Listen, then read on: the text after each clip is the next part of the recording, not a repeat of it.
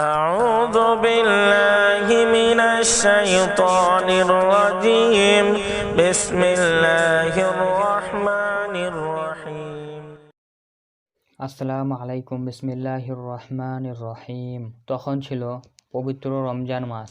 সমগ্র মদিনাতে তখন চলছে মুসলমানদের রোজা রাখার বিশাল তোড়জোড়।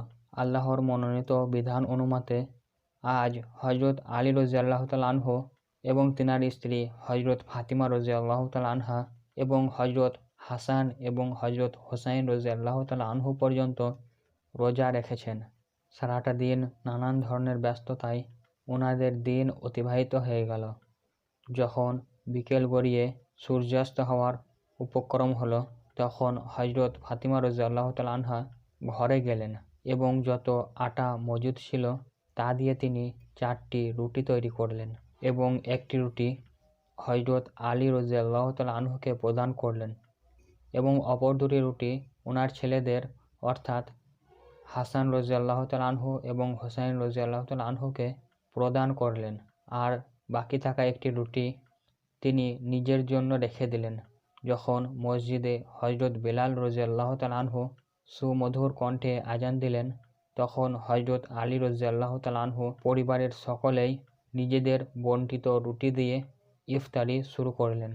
যখন হজরত ফাতিমা রাদিয়াল্লাহু তাআলা আনহা ওনার ভাগের অর্ধেক রুটি খেয়ে সমাপ্ত করলেন, তখন বাকি অর্ধেক রুটি তিনি তিনার আঁচলে বেঁধে ফেললেন।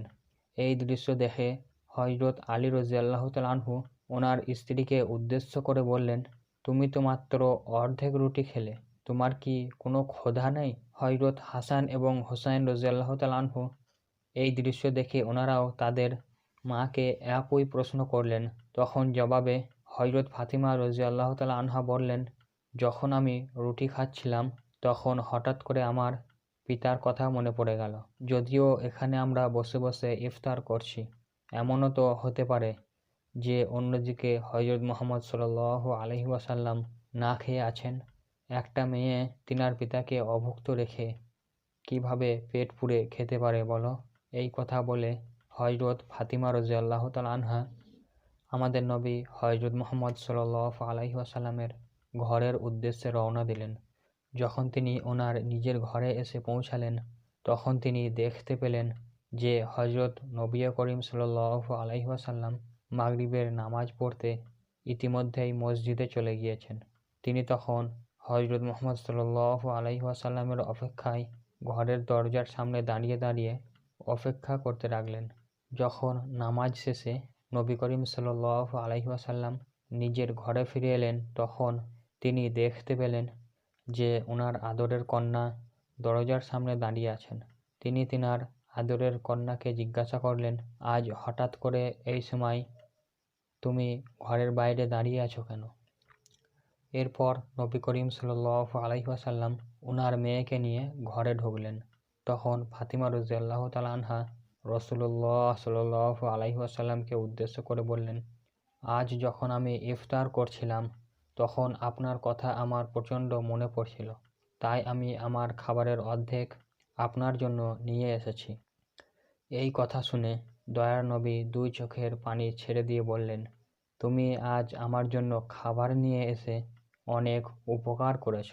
আজ যদি তুমি আমার জন্য খাবার না নিয়ে আসতে, তাহলে হয়তো আমায় আজ 4র্থ দিনের মতো অভুক্ত অবস্থায় থাকতে হতো। নবীর মুখে এমন কথা শুনে হযরত ফাতিমা রাদিয়াল্লাহু তাআলা আনহার 2 চোখ অশ্রুসিক্ত হয়ে গেল। তিনি ওনার আঁচল থেকে সেই রুটির অর্ধেক টুকরো বের করে তা ছিঁড়ে ছিঁড়ে আমাদের নবীজিকে খাওয়াতে লাগলেন এবং অশ্রুসিক্ত কণ্ঠে তিনি আমাদের নবীজিকে বললেন, আজ হয়তো আমার বদৌলতে আপনি কিছু খেতে পেয়েছেন, কিন্তু কাল কি হবে? কালকে আপনি খাবার জন্য কি কিছু পাবেন? আমাদেরই বা কি হবে? আমরা তো এটাও জানি না যে কাল আমরা কিছু খাবার পাবো কিনা। এই কথা শুনে আমাদের নবী হযরত মুহাম্মদ সাল্লাল্লাহু আলাইহি ওয়াসাল্লাম ওনার আদরের মেয়েকে উদ্দেশ্য করে বলেন, বেশি বেশি ধৈর্য ধারণ করো, কারণ আমাদের এই ধৈর্যের কারণে আল্লাহ তাআলা আমার দুর্বল উম্মতদের গুনাহ সমূহকে ক্ষমা করে দিবেন। প্রিয় বন্ধুরা, এই ছিল হযরত মুহাম্মদ সাল্লাল্লাহু আলাইহি ওয়াসাল্লামের উম্মতকে বাঁচানোর জন্য নবীজির প্রচেষ্টা। উনি 3 দিন যাবৎ না খেয়ে আছেন, কিন্তু তিনি বিন্দুমাত্র কষ্ট পাননি। তিনি চেয়েছেন যে ওনার কষ্টের কারণে যাতে আমাদের গুনাহসমূহকে ক্ষমা করে দেওয়া হয়। ওনারা ইফতার করার জন্য অতি সামান্য খাবার খেয়েছেন, অথচ যদি আমরা আমাদের দিনকে লক্ষ্য করি তাহলে আমরা দেখতে পাই যে আমরা যা খাই তার চাইতে বেশি অপচয় করি। আমাদের উচিত যতটুকু আমাদের সাধ্যে কোলায় ততটুকু খাবার গ্রহণ করা। আরও ভালো হয় যে ক্ষুধার্ত কোনো ব্যক্তিকে নিজের খাবারের সঙ্গী বানিয়ে নেওয়া। আল্লাহ তাআলা আমাদের সবাইকে বোঝার তৌফিক দান করুন এবং অপচয় করা থেকে আমাদের সকলকে রক্ষা করুন। আমিন ইয়া রব্বুল আলামিন।